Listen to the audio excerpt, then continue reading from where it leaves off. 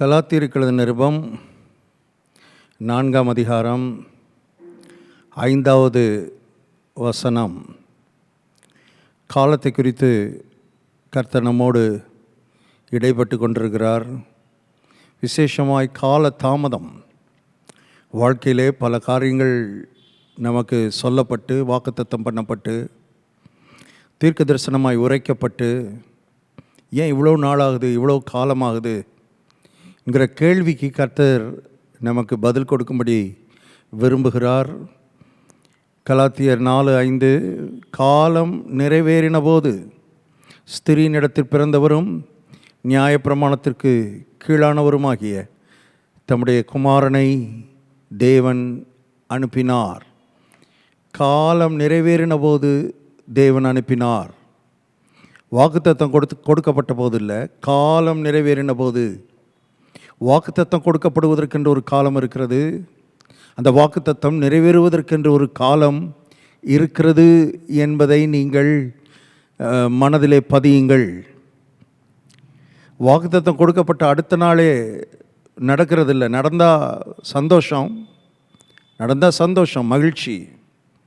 ஆனால் யதார்த்தத்தில் அப்படி இல்லை, அப்படி நடப்பதில்லை. அதை நான் பார்க்கிறேன், எங்களுடைய வாழ்க்கையிலும் பார்க்கிறேன், பலருடைய வாழ்க்கையிலும் பார்க்கிறேன். எல்லாம் சொன்ன உடனே டக்குன்னு நடக்கிறதில்லை. மக்களுக்கு என்னென்னா, ஒரு கடவுள் தானே, சர்வ வல்லவர் தானே, அவரால் கூடாத காரியம் ஒன்றும் இல்லைல்ல, எல்லாவற்றையும் செய்யக்கூடியவர் தானே, அப்போ டக்குன்னு செஞ்சிடலாமே. செய்ய முடியும், ஆனால் அப்படி நடப்பதில்லை. அதற்கு சில காரணங்கள், சில காரியங்களை கர்த்தர் வைத்திருக்கிறார் என்பதை நீங்கள் புரிந்து கொள்ள வேண்டும். அதை புரிந்து கொள்வோமானால் நம்ம கால தாமதத்தை சரியான விதத்தில் நம்ம கையாள கற்றுக்கொள்ள வேண்டும். ஆவிக்குரிய தேவனுடைய பிள்ளைகள் கற்றுக்கொள்ள வேண்டும். அதை கற்றுக்கொள்ளும் பொழுது தான் நம்ம சொல்லப்பட்ட வாக்குத்தத்தம் நம்முடைய வாழ்க்கையில் நிறைவேறுவதை நாம் காண முடியும், அனுபவிக்க முடியும். கால தாமதம் ஆக ஆக நம்ம மனசை விட்டுட்டோம்னா, வாக்குத்தத்தத்தை விசுவாசிக்கிறத விட்டுட்டோம்னா, கர்த்தரை இறுக்கமாக பற்றி பிடிக்கிறத நம்ம விட்டுட்டோம்னா, அருமையானவர்களே, வாக்குத்தத்தம் நிறைவேறுவதை நம்முடைய கண்கள் பார்க்காம போயிடும். இது எல்லா உலகத்தார் போலேயே நாமளும் வாழ்ந்து கொண்டிருப்போம். நாம் சுதந்திரிக்கும்படி அழைக்கப்பட்டவர்கள், வாக்குத்தத்தங்களை சுதந்திரிக்கும்படி அழைக்கப்பட்டவர்கள், ஆசீர்வாதங்களை சுதந்திரிக்கும்படி அழைக்கப்பட்டவர்கள் என்று வேதம் சொல்லுகிறது. 1 பேதுரு 3ஆம் அதிகாரத்தில் எழுதப்பட்டிருக்கிறது, நீங்கள் ஆசீர்வாதத்தை சுதந்திரித்து கொள்ளும்படி அழைக்கப்பட்டவர்கள் என்று அறிந்து யாரையும் சபிச்சிடாதீங்க, யாருக்கும் தீமை செஞ்சிடாதீங்க, அதை அறிந்து கொள்ளுங்கள். நீங்கள் சுதந்திரிக்கும்படி அழைக்கப்பட்டிருக்கிறீர்கள், அதனால் எவ்வளோ பேர் ஆசீர்வதிக்கணுமோ அவ்வளோ பேரை ஆசீர்வதிங்க என்று கர்த்தர் சொல்லுகிறார். என்னுடைய பாயிண்ட் என்னென்னா, நீங்கள் சுதந்திரிக்கும்படிக்கே அழைக்கப்பட்டிருக்கிறீர்கள். அப்படின்னா உங்களுக்கென்ற ஆசீர்வாதங்களும் அந்த வாக்குத்தத்த நிறைவேறுதல்களும் வைக்கப்பட்டிருக்கிறது. ஆனால் இதில் என்ன பாயிண்ட்னா, காலம், குறித்த காலம் என்ற ஒன்று இருக்கிறது. அதை நாம் புரிந்து கொள்ள வேண்டும். எனக்கு தெரிந்த வரைக்கும் நான் கேள்விப்பட்ட பெரிய பெரிய தேவனுடைய மனிதர்கள், கர்த்தரால் வல்லமையாய் உலகம் முழுவதும் பயன்படுத்தப்பட்ட தேவ மனிதர்கள் எல்லாருடைய வாழ்க்கையிலும் இப்படி தான் நடந்திருக்கிறது. ஆனால் அவர்கள் உறுதியாய், இறுக்கமாய், மன உறுதியுடன், ஒரு திடகாத்திரத்துடன், அருமையானவர்களே, அதை தொடர்ந்து போய் காலம் ஆனாலும் தாமதமானாலும் அதை விடாமல் போய் பற்றி பிடித்திருக்கிறார்கள். எப்படி எலியாவுக்கு பின்னாலேயே போனான் பாருங்க. எலியா சொல்கிறான், ஏதோ போதும், நின்றுக்கோன்றான். அவன் சொல்கிறான், விடமாட்டேன், பின்னாலே வருவேன், எனக்கு வேணும், எனக்குன்னு கர்த்தர் என்ன வச்சுருக்கிறாரோ அதை நான் வாங்காமல் விட மாட்டேன். எவ்வளோ தூரம் வேணாலும் போங்க, எத்தனை இடத்தை தாண்டி போங்க, எரிகோவை தாண்டி போங்க, பெத்தலை தாண்டி போங்க, I don't leave you, I don't leave you, ஒரு உறுதி. இப்படிப்பட்டவர்கள் தான் தெய்வீகமான நன்மைகளை அனுபவிக்க முடியும். இப்படி தான் அனுபவித்திருக்கிறார்கள். யாருக்குமே பழம் பழுத்து வாயில் விழுகிற மாதிரி விழவில்லை என்பதை நீங்கள் தெரிந்து கொள்ளுங்கள். நம்ம என்ன நினைக்கிறோன்னா, உயர்த்தப்பட்டிருக்கிற, ஆசீர்வதிக்கப்பட்டிருக்கிற, ஆசீர்வாதத்தை சுதந்திரித்திருக்கிற ஒரு சிலரை நம்ம பார்க்கும் பொழுது நம்ம என்ன யோசித்துக்கிறோன்னா, அவங்களுக்கெல்லாம் ரொம்ப ஈஸியாக அப்படியே பழம் பழுத்து விழுகிற மாதிரி விழுந்துருச்சு போல் அப்படின்னு நம்ம நினச்சிக்கிறோம். நம்முடைய மனசு அப்படி நினைக்குது, பிசாசு அப்படி நினைக்க வைக்கிறான். யாருக்குமே அப்படி நடப்பதில்லை. நடந்தாலும் நல்லா இருக்கும், ஆனால் நடக்கிறது இல்லை. எல்லாரும் மன உறுதியுடன் கர்த்தரையும் அவருடைய வார்த்தையையும் பரிசுத்த ஆவியானவரையும் பற்றி பிடித்ததுனால தான் இவ்விதமாய் அவருடைய வாழ்க்கையிலே அவர்களுக்கென்று வைக்கப்பட்டிருக்கிற திட்டங்கள் நிறைவேறி கொண்டு இருக்கிறது. அவர்களுக்கென்று வைக்கப்பட்ட ஆசீர்வாதங்களை அவர்கள் சுதந்திரித்திருக்கிறார்கள். அவை இயேசுவும் அப்படி பிறந்த உடனே ஒரு 5 வயசுலேயே கிளம்பி எல்லா வரத்தையும் பெற்று ஆவியின் அபிஷேகத்தை பெற்று ஊழியத்தை செஞ்சு இல்லை. அருமையானவர்களே, இயேசு அனுப்புறதுக்கும் குறித்த காலத்தை தேவன் வைத்திருந்தார். இயேசுவை ஊழியம் செய்ய அனுப்புவதற்கும் அவர் ஊழியம் செய்ய ஆரம்பிப்பதற்கும் ஒரு குறித்த காலத்தை வைத்திருந்தார். 30 வயது வரை. கவனிக்கணும், 30 வயது வரை அருமையானவர்களே, வேதம் சொல்கிறது தன்னுடைய பெற்றோருக்கு கீழ்ப்படிந்திருந்தார். தகப்பன் தாய்கிட்ட அவங்க சொல்கிற வேலையெல்லாம் செஞ்சுக்கிட்டு. யார் அவர்? வானத்துக்கும் பூமிக்கும் சொந்தக்காரர், வானாதி வானங்கள் கொள்ளாதவர், ஒரு மண்டான மனுஷனாகிய ஒரு யோசேப்பு. இவரை தேவன்ற ரீதியில் வச்சு பார்த்தீங்கன்னா, யோசேப்பு ஒரு மண்ணான மனிதன், மரியாள் ஒரு மண்ணான மனுஷி. அவங்க 2 பேரும் இப்போது இவரை மனுஷன்ற ரீதியில் வைத்து பார்க்கும் பொழுது இவருடைய தகப்பன் தாய் அருமையானவர்களே கீழ்ப்படிந்திருக்கிறார். தன்னுடைய மகிமையெல்லாம் கொஞ்சம் கழட்டி வச்சுட்டு ஒரு சாதாரண மனிதனாக குறித்த காலம் வருகிற வரை, குறித்த நேரம் வருகிற வரை பொறுமையாய் ஹிடன் இயர்ஸ் இன் நாசரேத் ஊரிலே மறைவான வருடங்கள், அவர் மறைந்து கிடந்த அந்த வருடங்கள் சிந்தித்து பார்க்கும்படி விரும்புகிறேன். அந்த நேரங்களிலெல்லாம் அப்பா சொல்கிறது, அம்மா சொல்கிறது, அவங்க சொல்கிற வேலை, அவங்க சொல்கிற காரியத்தை உண்மையாய் மனப்பூர்வமாய் செய்து கீழ்ப்படிந்து உள்ளே அவருடைய கேரக்டர் அஸ் அ மேனா, நான் 100க்கு 100 மனிதனாய் பேசி கொண்டிருக்கிறேன், தேவனாய் அல்ல, மனிதனாய். அவர் 100க்கு 100 தேவனாகவும் இருந்தார், 100க்கு 100 மனிதனாகவும் இருந்தார்.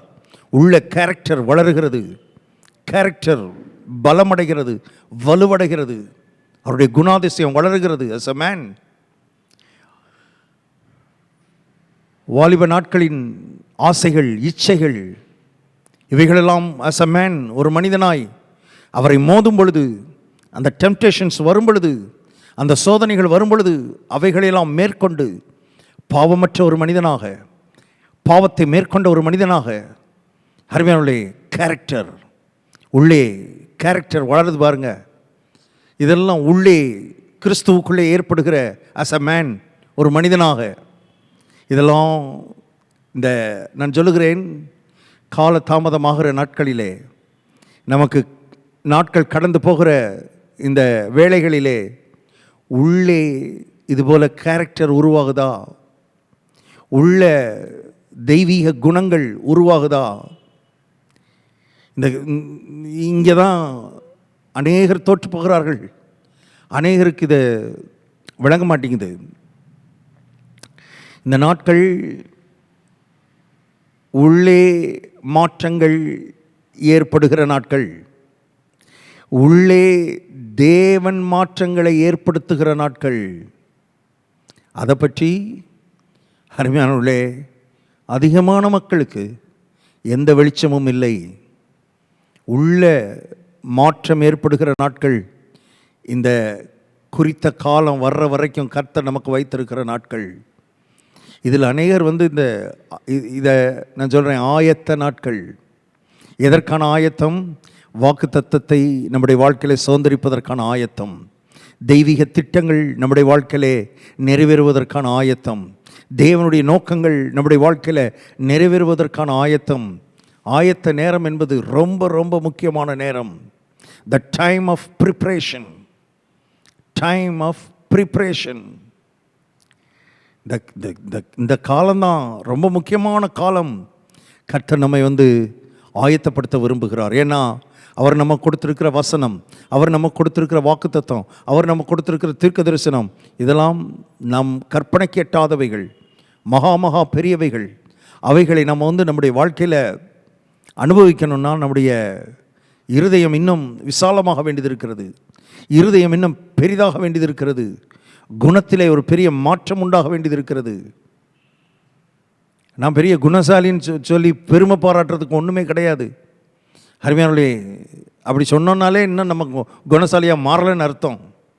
நான் மாற வேண்டிய அவசியமே இல்லைன்னு நம்ம மைண்டில் நினச்சோன்னாலே நம்ம மாறலைன்னு அர்த்தம்.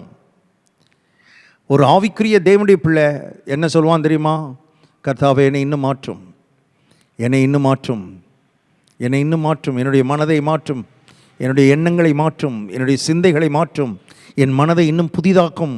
என் மைண்டு புதிதாக வேண்டியது இருக்கிறது, மனம் புதிதாக வேண்டியது இருக்கிறது, எண்ணங்கள் புதிதாக வேண்டியது இருக்கிறது, மேலான எண்ணங்கள் எனக்கு வர வேண்டியது இருக்கிறது, தெய்வீகமான எண்ணங்கள் எனக்குள்ளே உண்டாக வேண்டியது இருக்கிறது, தேவனுக்கு அடுத்த எண்ணங்கள் எனக்குள்ளே வர வேண்டியது இருக்கிறது.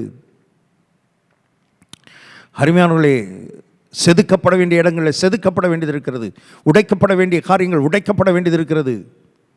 இதெல்லாம் இந்த கால தாமதமாகிற இந்த நேரங்களில் நமக்குள்ளே நடக்குமானால் we speed up the time of fulfillment. நான் சொல்கிறேன், we can speed up.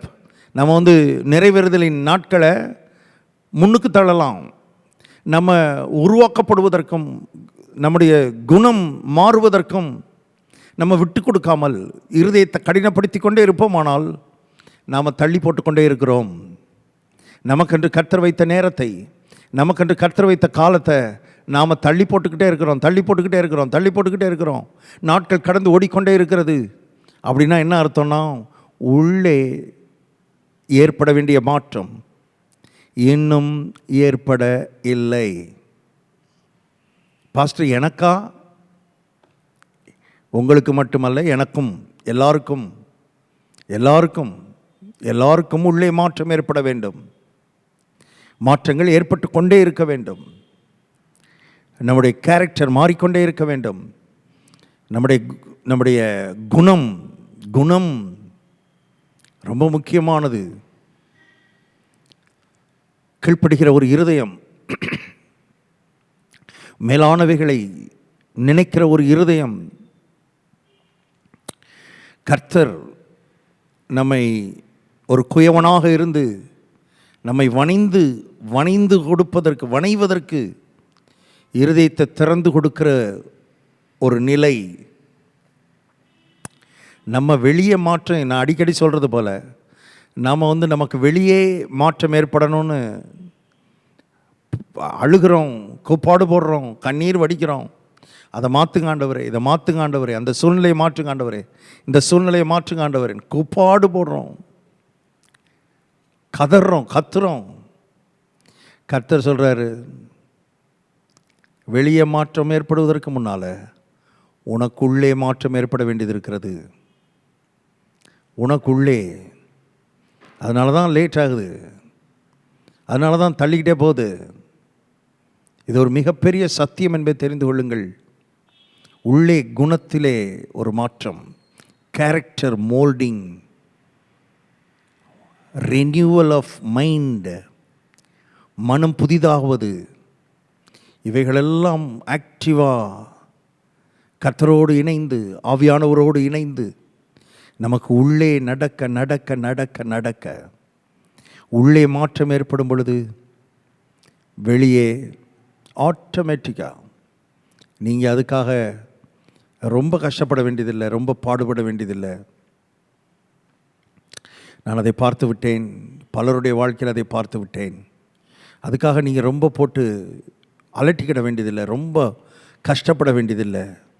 வெளியே நடக்கிற மாற்றங்கள் ஆட்டோமேட்டிக்காக அதுவாகவே தானாகவே அது எவ்வளோ பெரிய காரியமானாலும் அது ஒன்றும் இல்லாமல் ரொம்ப ரொம்ப சாதாரண ஒரு காரியமாய் நடந்து முடிந்து விடுகிறது வெளியே. ஆனால் உள்ளே மாற்றம் ஏற்படுறது ரொம்ப இட் டேக்ஸ் டைம். பாருங்கள், இஸ்ரவேல் ஜனங்களை எகிப்திலிருந்து வெளியே கொண்டு வந்து விடுதலையாக்கி கானானுக்கு கொண்டு போய் சேர்க்கணும். அதுக்கு ஒரு தலைவன் தேவை, ஒரு ஊழியன் தேவை. அதுக்கு கர்த்தர் மோசேயை தெரிந்து கொள்கிறார். ஆனால் உங்களுக்கு தெரியும், மோசே வந்து தன்னுடைய சுய பலத்தில் அந்த வேலையை செஞ்சிடலான்னு போனால் கர்த்தரை அடித்து துரத்தி வனாந்திரத்துக்கு அனுப்பிட்டார். இப்போ வனாந்திரத்தில் வச்சு 40 வருஷம் அவனை கேரக்டர் மோல்டு பண்ண வேண்டியது இருந்தது, அவனை உருவாக்க வேண்டியது இருந்தது. அவனுக்குள்ளே மாற்றம் ஏற்படாமல் வெளியே மாற்றம் ஏற்படாது. ஒரு தலைவனுடைய மாற்றம் ஒரு பெரிய தேசத்தையே மாற்றுகிறது, ஒரு இனத்துக்கே மாற்றமாய் மாறுகிறது.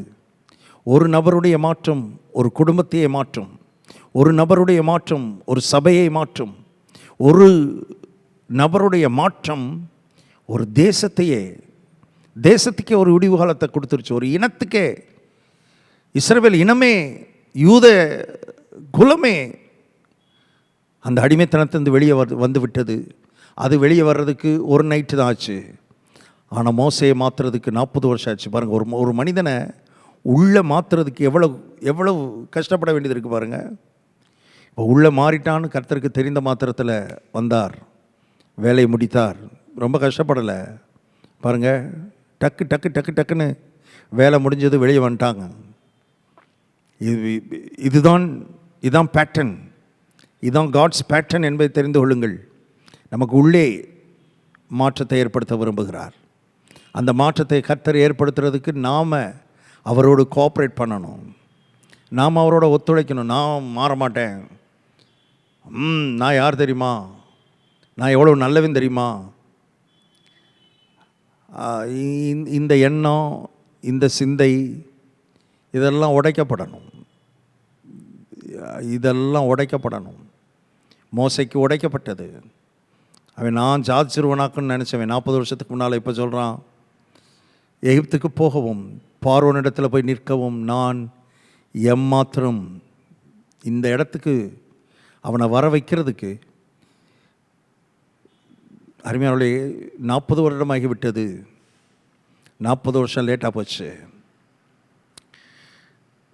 நான் சொல்லுகிறேன், காலம் தாமதமாகுதேன்னு உட்காந்து அழுகிறத விட்டுட்டு, கர்த்தாவே எனக்குள்ளே நீர் என்ன செய்ய விரும்புகிறீர், என்னோடு நீர் என்ன பேச விரும்புகிறீர், இன்றைக்கி என் வாழ்க்கையில் என்ன மாற்றத்தை உண்டாக்க விரும்புகிறீர், நான் எதை மாற்றிக்கொள்ளணும், என்னுடைய சிந்தையில் எதை மாற்றணும், என்னுடைய எண்ணத்தில் எதை மாற்றணும், என்னுடைய பழக்கங்களில் நான் எதை மாற்ற வேண்டும், என்னுடைய கிரியைகளில் நான் எதை மாற்றணும், இன்னும் நான் உம்மோடு கூட நெருங்கி வருவதற்கு, அந்த தெய்வீக திட்டத்துக்கு நேராக என்னை அலைன் பண்ணுறதுக்கு நான் இன்னும் என்ன விதமான மாற்றத்தை ஏற்படுத்தணும்னு எனக்கு கற்றுத்தாரோம். அப்படி கேட்பீங்கன்னா, தாழ்த்துவீங்கன்னா, தாழ்மையோடு உங்களை சரண்டர் பண்ணுவீங்கன்னா, ஆவியானவர் மிக அழகாக உங்களுக்குள்ள கிரியை செய்வார். அவருடைய வார்த்தையை அனுப்பி வசனத்தை அனுப்பி அதுக்குள்ளேருந்து வெளிப்பாடுகளை கொடுத்து உங்களை ரொம்ப அழகாக அவர் மாற்றுவார்.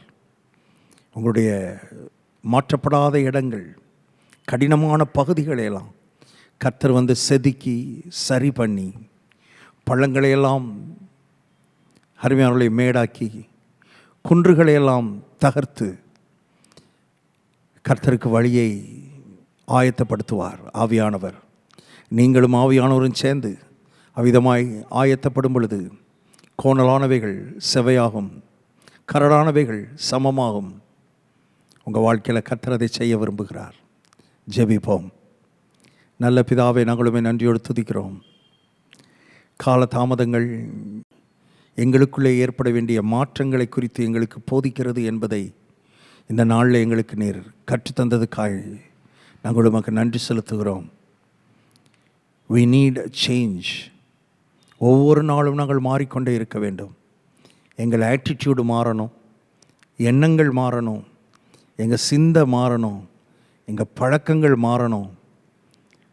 கர்த்தாவே, இருக்கிற இடத்திலே இருந்துட்டு அற்புதம் மாத்திரம் நடக்கணும்னு எதிர்பார்த்து கொண்டிருக்கிறவர்கள் இந்த நாளில் இந்த சத்தத்தை கேட்கிற மக்கள் தங்கள் மனதை மாற்றிக்கொள்ளட்டும். ஆண்டவரே, செதுக்கப்படவும் உடைக்கப்படவும் கேரக்டர் மோல்டு பண்ணப்படவும் தங்களை அர்ப்பணிக்கட்டும், ஒப்பு கொடுக்கட்டும்.